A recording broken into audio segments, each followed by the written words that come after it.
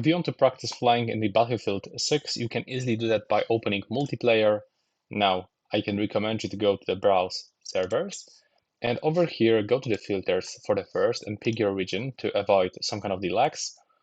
And you can also search for some servers. So we can, for example, input a phrase like fly and click apply filters. As you can see here, we can find practice flying, flying school. And let's say that I want to enter for this one. Test your flying skills and controls here without too much risk. So we have to just simply open that server. So as you can see over here, we can find heli and jets. And if I want to practice, I have to just simply enter. And now I will have to also go into my settings.